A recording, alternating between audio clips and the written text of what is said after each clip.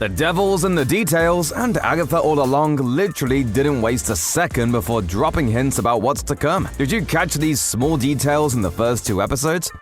Agatha All Along doesn't waste any time with the Easter eggs, as the first episode opens with Agnes O'Connor, the prestige crime drama version of Agatha Harkness, humming a tune.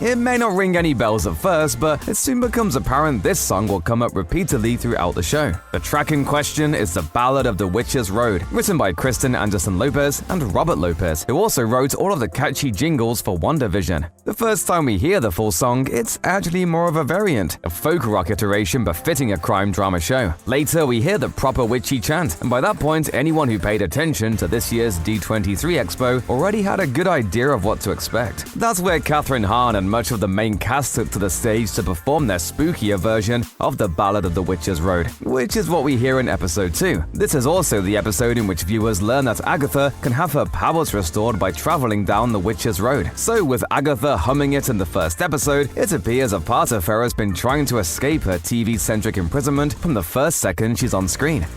When Agatha's in her true detective mode on episode 1, she's investigating the murder of a Jane Doe. The woman checked out a library book before her death that was called Dialogue and Rhetoric, Known History of Learning and Debate. Agatha's witch's sense must be tingling as she realizes that the first letter of each word in the title spells out Darkhold. Audiences should already know the truth about the Darkhold from WandaVision, as it's initially in Agatha's possession and allows her to manipulate Wanda. However, Wanda takes control of the powerful, magical book and tries to use it to dreamwalk in her guest to get new children from another universe in Doctor Strange in the Multiverse of Madness. Agatha has also circled the name of the book's author, Andrew Ugo. That's actually an anagram for Wundagore, the mountain where the Darkhold castle resides. It's there the Darkhold was transcribed. Mount Wundagore. Wanda eventually obliterates the Darkhold castle at the top of the mountain, in turn destroying every Darkhold copy in every universe and sacrificing her own life in the process. Agatha All Along seemingly confirms Wanda's death, making her the Jane Doe at the center of Agatha's case. The question moving forward is, will Wanda stay dead?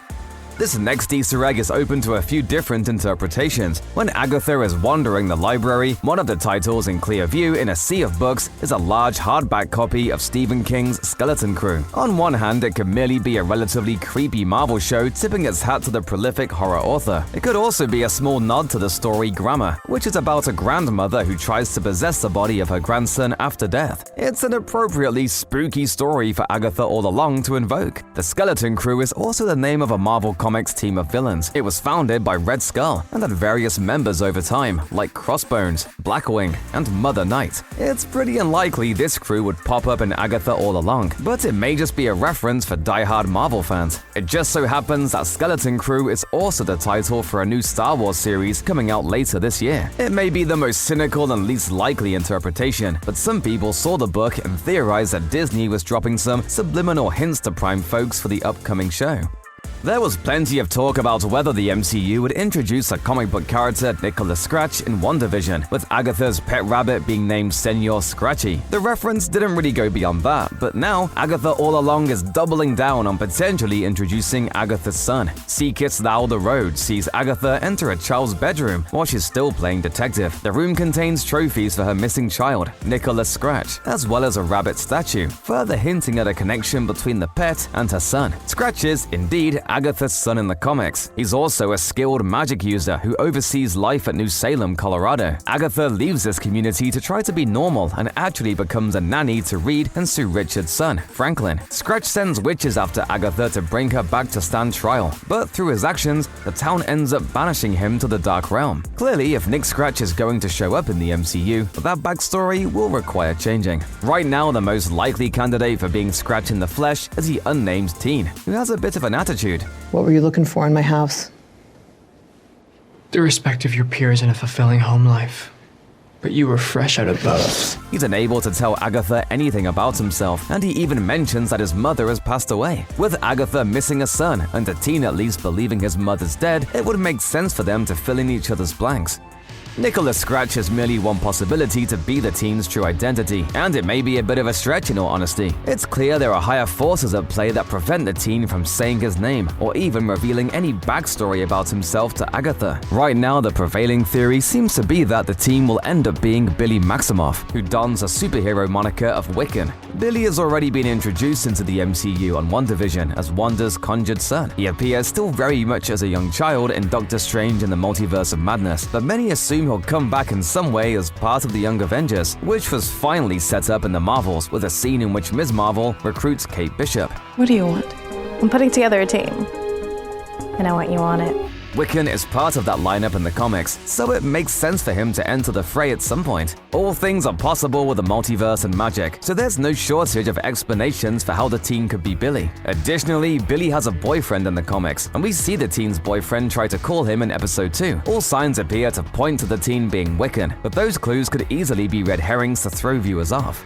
In episode 1, when Agatha interrogates the teen, the clock in the room is stuck at 3:33, and that's not the only one. Earlier, when Agatha is talking to Agent Vidal in the station, the clock in the background is also stuck at 3:33. This could be a reference to numerology, where 333 is the angel number and supposedly indicates that someone is watching over you. For Agatha All Along, this might mean there's someone watching over Agatha, although whether it's a benevolent or malevolent force remains to be seen. 333 is also half of 666, referred to in the Bible as the number of the beast and associated in popular culture with the devil. It's worth pointing out here that Vidal is present in both of these scenes where 333 is prominently visible. Is the time on the clocks a hint that Vidal is really Blackheart, like a lot of fans have been theorizing? It really warms the heart. You don't have a heart. Yes, I do.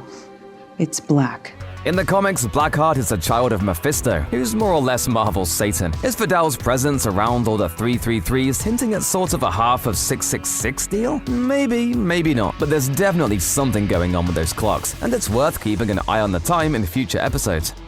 The main clue in Agatha's Jane Doe case is initially a library card indicating when dialogue and rhetoric, known history of learning and debate, was checked out of the library. Wanda's name eventually populates the October 13th spot, followed by Agatha's on January 21st, but there are plenty of other blank ones above it on the card. They could be completely random, but they happen to line up with some pretty special days for some pretty important people. February 16th is the birthday of Elizabeth Olsen. Jack Kirby, who created Scarlet Witch with Stan Lee, also gets a birthday shout-out on the card, as he was born on August 28th. Next up, June 2nd could have a few different meanings. Marvel Studios head Kevin Feige was born on June 2nd, and Agnes mentions on WandaVision that it's the date of her anniversary.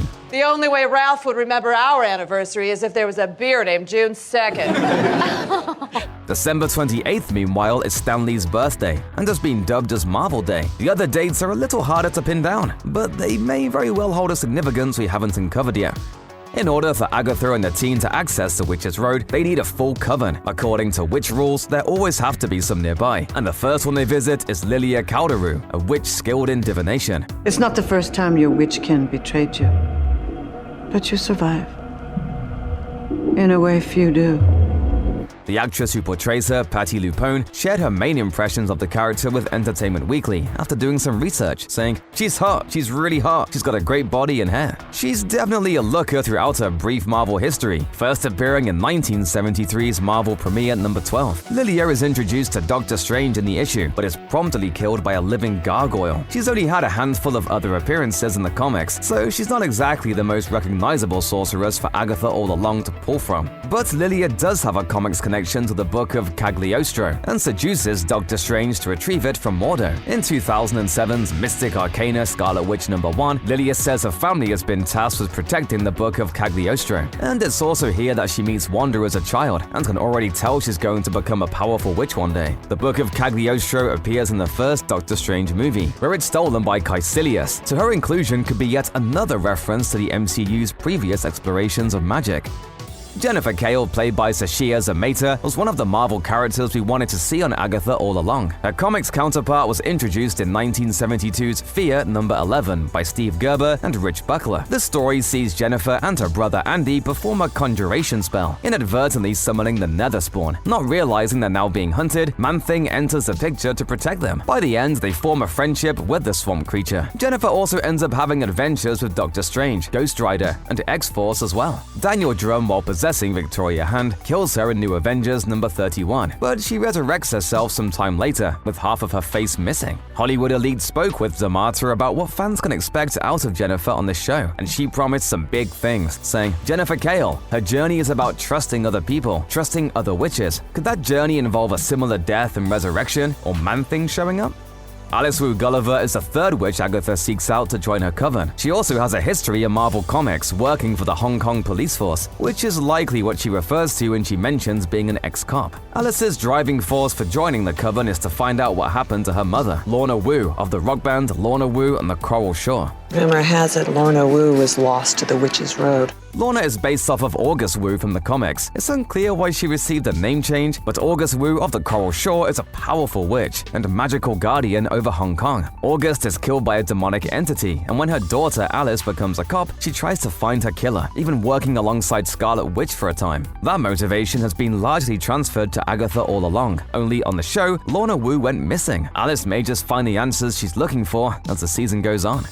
Rio Vidal warns Agatha that Salem 7 will come for her at sundown, which is a big reason why she's in such a hurry to assemble her coven and get to the Witch's Road. The Seven do appear at sundown as hooded figures. We don't really get a good look at them except for the burned face of one member, likely referencing the woman accused of witchcraft in the Salem witch trials. These may not be random bad guys. They're technically Agatha's grandchildren in the comics. Nicholas Scratch actually sends Salem 7 to retrieve Agatha after she starts taking care of Franklin Richards. Their presence further bolsters the idea that Scratch will appear at some point in Agatha All Along. Agatha knows they're coming throughout episode 2. She sees various animals like a wolf, crow, and rat prior to their proper introduction, a sure sign that their arrival is imminent. The Wraiths prove themselves formidable in their brief appearance, almost taking out the teen. But the Witch's Road has been established as incredibly treacherous, so the Coven's worries are only just beginning.